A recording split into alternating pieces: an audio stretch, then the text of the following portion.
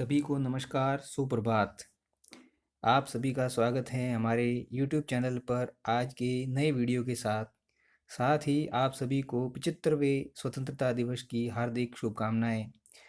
आज हम इस वीडियो में पढ़ेंगे आलोक धनवा की लंबी कविता पतंग का तीसरा भाग, जो हमारे पाठ्यक्रम में शामिल किया गया है। कवि इस कविता में पतंग के माध्यम से बच्चों के मनोभावों को प्रकट करता है। साथ ही इस कविता में, जिसका नाम पतंग है, यह कविता बिंब से भरपूर है। इस कविता में कई बिंबों का प्रयोग किया गया है, उनके बारे में हम इस कविता में पढ़ेंगे। सर्वप्रथम कवि इसमें वर्णन करते हुए कहता है कि सबसे तेज बौछार गई, सवेरा हुआ खरगोश की आंखों जैसा लाल सवेरा, शरद आया पुलों को पार करते हुए, अपनी नई चमकीली साइकिल तेज चलाते हुए, घंटी बजाते हुए जोर जोर से, चमकीले इशारे से बुलाते हुए। कवि अपना भाव प्रकट करते हुए कहता है कि सबसे तेज बौछार गई। सबसे तेज बौछार यानी सबसे अधिक तेज वर्षा जो है वो भादो महीने में होती है। तो भादो महीना जो है वो बीत गया है तथा बारिश का मौसम गुजर गया है। यहाँ पर आप देखेंगे तो यह इसमें गति दृश्य बिंब है। इसके अंदर गति दृश्य बिंब, बिंब से तात्पर्य होता है मूर्त रूप प्रदान करता। अंग्रेजी में कहते हैं इमेज। काव्य में बिंब वह शब्द चित्र है, यानी एक प्रकार का वह शब्द चित्र माना जाता है जो कल्पना द्वारा इंद्रियों के अनुभव के आधार पर निर्मित होते हैं। यानी कवि अपनी कल्पना के माध्यम से इंद्रियों के अनुभव को शब्द चित्र के माध्यम से जब प्रकट करता है तो वह बिंब कहलाता है। तो इस पहली पंक्ति में जिसमें कवि कहता है कि सबसे तेज बौछार गई भादो गया, यानी अर्थात बरसात का मौसम गया और भादो महीने में जो तीव्र वर्षा होती है वह भी चली गई है। उसके पश्चात सवेरा हुआ, यानी वर्षा ऋतु गुजर गई, फिर सवेरा हुआ। खरगोश की लाल आंखों जैसा सवेरा, खरगोश की लाल लाल आंखों के समान जब वर्षा ऋतु जाने के बाद आसमान खुला हो जाता है तो आसमान एकदम साफ नजर आता है। तो जैसा लग रहा है जैसे खरगोश की आंखों के समान लाल लाल सवेरा हुआ हो। शरद आया पुलों को पार करते हुए, शरद ऋतु आती है, यानी वर्षा ऋतु जाने के बाद शरद ऋतु जो है उसका आगमन होता है और ऐसा लग रहा है मानो वह पुलों को पार करते हुए आता है। तो इस पंक्ति में रूपक अलंकार है। साथ ही इसमें अपन देखेंगे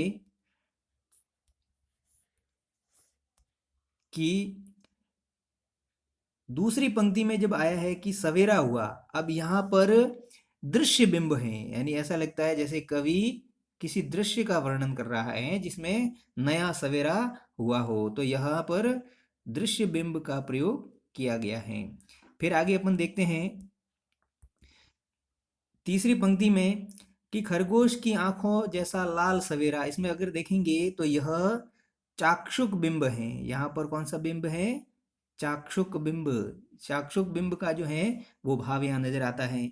उसके पश्चात अगर हम आगे देखेंगे तो शरद आया पुलों को पार करते हुए, शरद आया पुलों को पार करते हुए, तो इसमें भी आप देखेंगे गति दृश्य बिंब है, यानी शरद आया तो इस प्रकार से जैसे गति है पुलों को पार करते हुए, और पुलों को जैसे पार करते हुए वह आता है, तो इसमें गति दृश्य बिंब है। यहाँ गति दृश्य बिंब का प्रयोग जो है वो किया गया है। कवि आगे वर्णन करते हुए कहता है,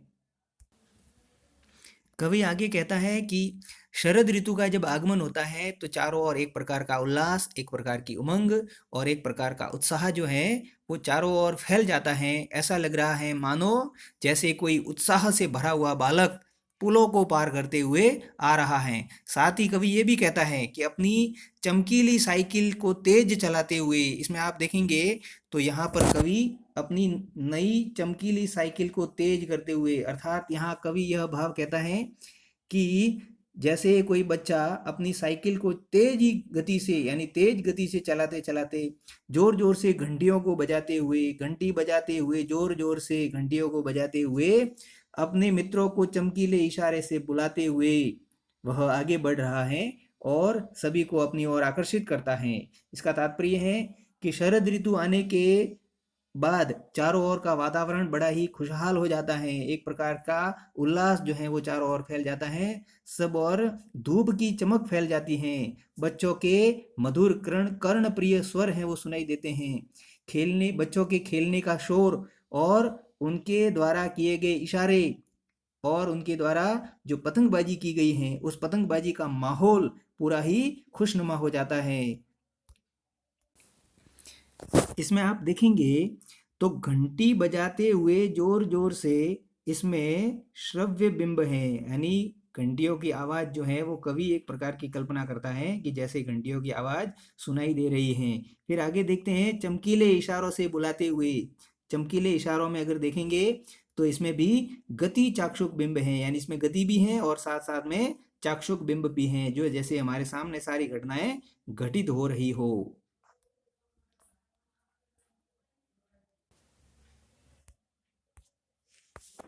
कवि आगे वर्णन करते हुए कहता है कि पतंग उड़ाने वाले बच्चों का झुंड को चमकीले इशारों से बुलाते हुए और आकाश को इतना मुलायम बनाते हुए कि पतंग ऊपर उठ सकें। यानी बच्चे जब शरद ऋतु रूपी बालक ने आसमान को बहुत ही एकदम स्वच्छ बना दिया है और एकदम मुलायम बना दिया है।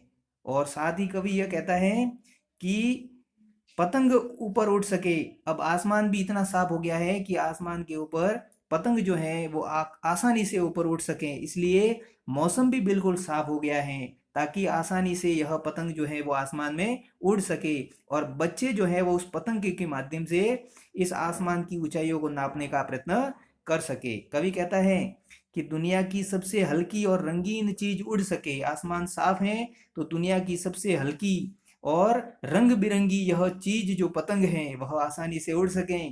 दुनिया का सबसे पतला कागज उड़ सके, यानी पतंग के रूप में जो दुनिया का सबसे पतला कागज होता है वह आसानी से उड़ सके, इस प्रकार का भाव कहता है। बांस की सबसे पतली कमानी उड़ सके। उस कागज पतले कागज पर बांस की पतली पतली जो टहनियाँ होती हैं, खपच्चियाँ होती हैं, वह उसके ऊपर लगाई जाती हैं और वह पतंग जो है उसके माध्यम से वह ऊपर उठती है। फिर शुरू होती है कि शुरू हो सके सीटियों की किलकारियां और तितलियों की इतनी नाजुक दुनिया। जब बच्चे इस प्रकार से पतंग उड़ाना प्रारंभ करते हैं तो पूरा आसमान रंग बिरंगा हो जाता है। सारे बच्चे सीटियां मार मार करके और किलकारियों के माध्यम से आसमान को गुंजायमान कर देते हैं और सारे के सारे पतंग जो आसमान में उड़ते नजर आते हैं वो इस प्रकार से लगते हैं कि जैसे कोई बच्चों की किलकारियां जब इस प्रकार से गूंजती हैं और चारों ओर वातावरण जो है वो खुशनुमा हो जाता है और सारे रंग बिरंगी पतंगे जो आसमान में उड़ती हैं वो तितलियों की भांति नजर आती हैं।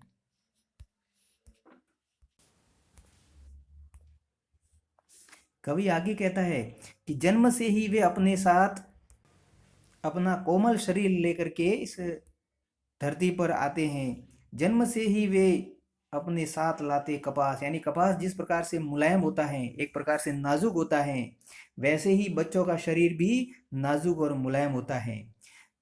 तब उनको किसी प्रकार की कोई चोट नहीं लगती है। जैसे कपास को किसी प्रकार से भी फेंका जाए तो उसके किसी प्रकार का कोई नुकसान नहीं होता, ऐसे ही बच्चे भी उसी कपास के समान कोमल होते हैं, मुलायम होते हैं, जो हर प्रकार की चोट को सहन कर जाते हैं। और इस प्रकार से बच्चे जब कपास के समान मुलायम होते हैं तो पृथ्वी घूमती हुई आती है उनके बेचैन पैरों पर, क्योंकि उनके पैर तो बेचैन होते हैं कि कितनी जल्दी वो अपनी पतंग को उड़ाए। और उस पतंग के पीछे भागते भागते जब वे दौड़ते हैं बेसुध, यानी बिना सुध बुध के, तो छतों को भी नरम बनाते हैं। तो ऐसा लगता है मानो सारी छत जिसके ऊपर बच्चे पतंग उड़ाते हैं वो पूरी तरह से नरम हो गई हो, एकदम किसी प्रकार से बच्चों को कोई नुकसान नहीं हो रहा हो। और जब बच्चे उन छतों पर दौड़ते हैं तो दिशाओं में को मृदंग की तरह बजाते हैं, यानी ऐसा लगता है जैसे बच्चे मृदंग की भांति जो है, मानो मृदंग की ध्वनि जो है। तो यहाँ पर भी रूपक अलंकार हैं, यहाँ आगे देखेंगे रूपक अलंकार हैं। जब वे पेंग भरते हैं, अर्थात वह जब झूलते हुए चलते हैं, आगे बढ़ते हैं, जब वे पेंग भरते हुए चले आते हैं डाल की तरह लचीले वेग से अक्सर।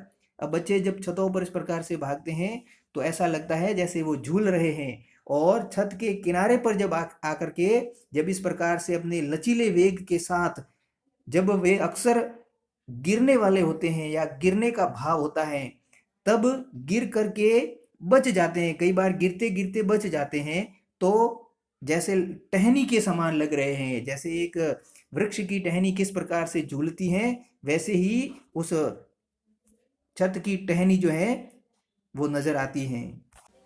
आगे कवि कहता है कि डाल की तरह लचीले वेग से अक्सर छतों के खतरनाक किनारों तक उस समय गिरते से बचाता है उन्हें सिर्फ उनके ही रोमांचित शरीर का संगीत। यानी जब बच्चे खतरनाक किनारों तक पहुंच जाते हैं, उन खतरनाक किनारों पर जहां से वो गिर सकते हैं, उस समय उन्हें केवल उनका रोमांचित शरीर ही बचाता है, जिससे एक प्रकार का संगीत निकलता है। वह संगीत ही उन बच्चों को एक लय के साथ में आगे बढ़ाता है और इस प्रकार से खतरनाक किनारों से बचने के लिए अवसर प्रदान करता है। पतंगों की धड़कती ऊंचाइयां उन्हें थाम लेती हैं, और साथ ही जो पतंग आसमान में उड़ रही हैं उनकी ऊंचाइयां भी उन बच्चे को एक प्रकार से थाम लेती हैं, बचा लेती हैं। और उनको बचाने के लिए महज एक धागे के सहारे महज एक धागे के सहारे पतंगों के साथ साथ वे भी उड़ रहे हैं।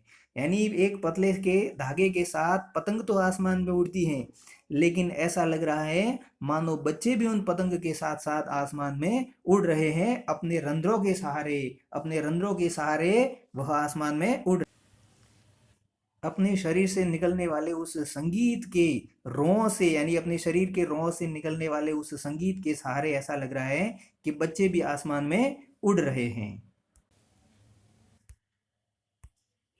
आगे कवि कहता है कि अगर वे कभी गिरते हैं छतों के खतरनाक किनारों से और बच जाते हैं तब तो। कई बार बच्चे गिरने को होते हैं परंतु गिरते नहीं हैं, और उनका उत्साह उन्हें बचा लेता है। और जब वह एक बार गिरते गिरते बच जाते हैं, तब तो और भी निडर होकर सुनहले सूरज के सामने, यानी उसके बाद तो बच्चे भी पूरी तरह से निडर हो जाते हैं। यानी उनके मन से भय जो है वो पूरी तरह से गायब हो जाता है, और इस प्रकार से जब उनका भय गायब हो जाता है तो वह निडर होकर के इस सुनहले सूरज के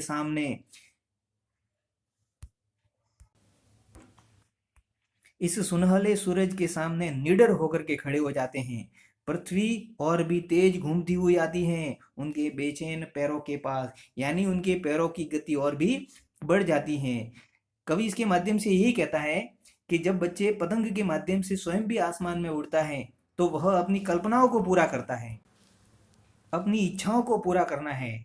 उस आसमान की सीमा को वह नापना चाहता है जिसकी कोई सीमा नहीं है। उस अनंत आसमान में वह उस पतंग के माध्यम से या पतंग के साथ स्वयं भी आसमान में उड़ता फिरता है। तो इस प्रकार से कवि जो है वो पतंग के माध्यम से एक बच्चे के मन का उल्लास, एक प्रकार का जो आनंद है वह इस कविता में प्रकट करता है।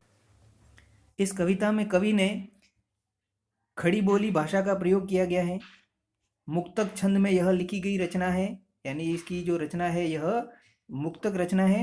साथ ही साथ कवि ने इस कविता के अंदर रूपक अलंकार का प्रयोग किया है, पुनरुक्ति प्रकाश अलंकार का प्रयोग किया है,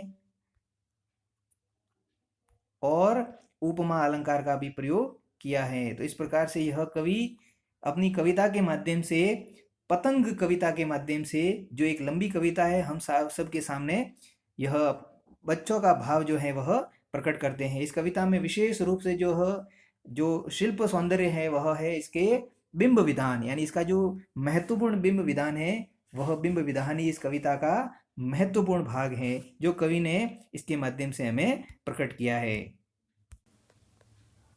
धन्यवाद।